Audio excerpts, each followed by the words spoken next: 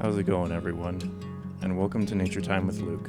First things first, in my last video I had mentioned that by this time next year I wanted to be at 50 subscribers, and as of the recording of this voiceover, the channel is at 98.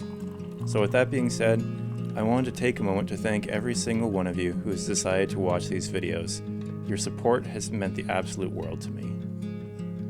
With this video, I wanted to do something a little different and create a video essay sort of thing in order to introduce myself and the channel and also explain why it is that I love birding and nature so much.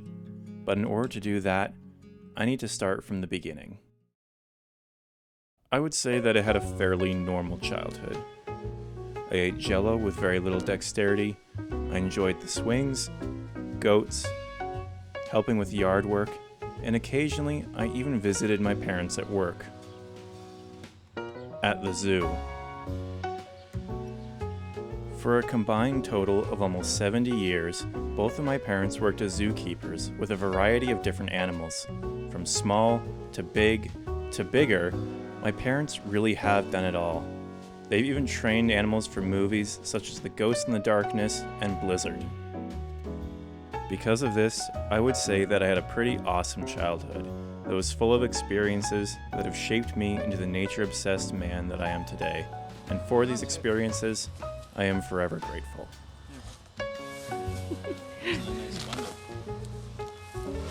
Aside from getting to hang out with goats and learning how to clean up animal poop, I got to be the kid who brought in lion cubs for show and tell and answer my door only to find that there was an elephant waiting to greet me so that I could give it carrots. As a result of being raised by incredible parents who understood the importance of biodiversity and the benefits of spending time outside, it seemed only natural that I would also pursue a career as a zookeeper, which allowed me to work with a number of great coworkers and animals. This is where I first became interested in birds, but I'll speak more about that later. Along with animals, I loved Pokemon as a kid, and as an adult if I'm being honest, as it really is the perfect game for anyone who enjoys collecting and animals. I still remember the excitement I felt when I received Pokemon Sapphire for my 7th birthday. I inserted the cartridge, turned on my Game Boy Advance, and was immediately transported to the Hoenn region, where I could explore to my heart's content. Along with logging many hours into this game, I loved collecting the cards and watching the TV show. But as a result, the Poké Rap is now permanently ingrained in my brain. I think what I loved most about this game was the aspect of exploration and discovery. I think that it is these two things that drew me into the hobby of birding. If you really think about it, a Pokédex and a bird guide are basically the same thing. Both contain range maps, information on different species, and can be used as a means of recording information about your discoveries.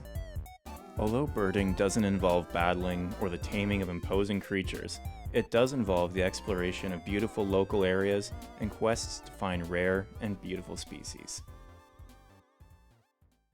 Perhaps the best thing about birding is the role it plays in conservation. If you record and submit data such as the date, location, number of species seen, and the number of individuals of each species seen to a site such as eBird, a creation of the Cornell Lab of Ornithology, scientists can use that information to better protect the world of birds. Take the bobolink, for example, a charismatic species of blackbird that is considered endangered in Canada as a result of its preferred grassland habitat being destroyed in order to make way for agricultural expansion. By analyzing data that has been submitted to eBird, scientists can see where bobolinks are spending their time throughout the year and then work to protect those areas to ensure that the bobolink doesn't lose more habitat than it already has. Now, because I like animals so much, most people assume that I watched a lot of Steve Irwin growing up. But the truth is, I really didn't. You see, I was raised in a Jeff Corwin household, and if you ask me, Jeff Corwin is the GOAT. Now, don't get me wrong, I love Steve Irwin and everything that he and his family have done for conservation, but something about Jeff Corwin just appeals to the nerdy, goofy guy that I am. To this day, I still consider the Jeff Corwin experience the gold standard of scientific communication, as it struck the perfect balance of being educational, wildly entertaining, and accessible to those who either knew a lot or a little about animals. What made the show so special was the pure passion and excitement that was exuded by Jeff in every episode, without things ever feeling over-sensationalized. What I loved most was that Jeff was never afraid to use humor as a way of making learning more fun, whether this was with a skit, a song, or a fake attack. Every episode put a huge smile on my face and left me with a desire to help protect the planet's species. It was this show that first inspired me to get my very first DV tape camcorder. This thing was my pride and joy when I was a kid, and I still have it to this day. I loved every aspect of this little camcorder. The sound it made when you opened and closed it to put in a new tape, the little slider that exposed the lens, and the click of the switch when you turned it on. Hands down, my favorite thing about this magical piece of technology was that it allowed me to take videos of animals whenever I went to zoos. And for the longest time, this was all I used the camera for. That is until my family and I took a trip down to the Georgia Aquarium and the Florida Everglades.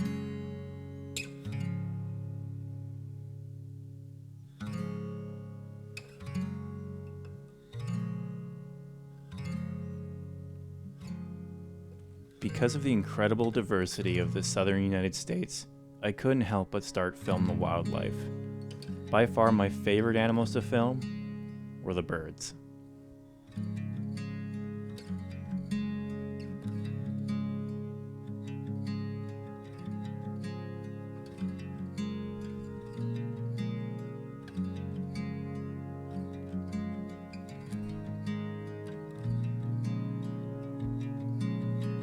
The alligators were also pretty cool.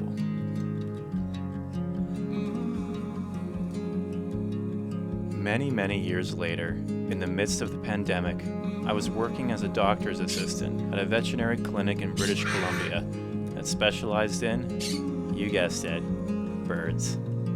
Now at this point in time, I had lost my interest in birds, but it didn't take long for my passion to be reignited by the wonderful birds I got to work with. Hello. Hi, buddy. In order to decompress after a long shift at the hospital, I would routinely take long walks along the Kitsilano beach, where I would see large rafts of Barrow's goldeneye. And on one of these occasions, I decided to take my camera with me, and pretty soon after, I was hooked. With so many incredible species to photograph out west, it didn't take long before I became obsessed with birding.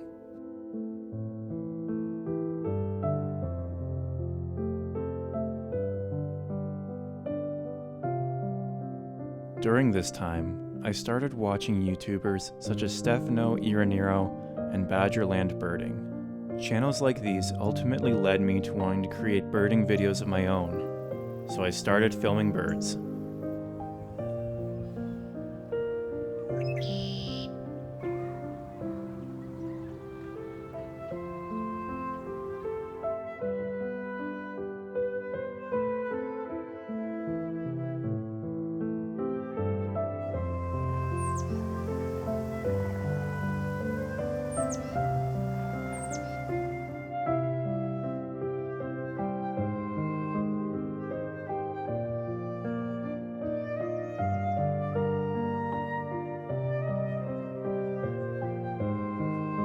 Over the years that I've been a part of the hobby, birding has been such an incredibly rewarding experience for me.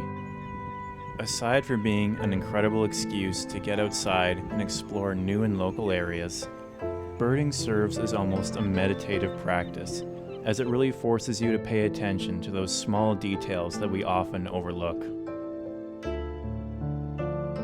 Although I've loved every second of birding and creating content for this channel, by far my favorite aspect of this experience has been being able to preserve and capture the memories I've made with my incredible friends and family.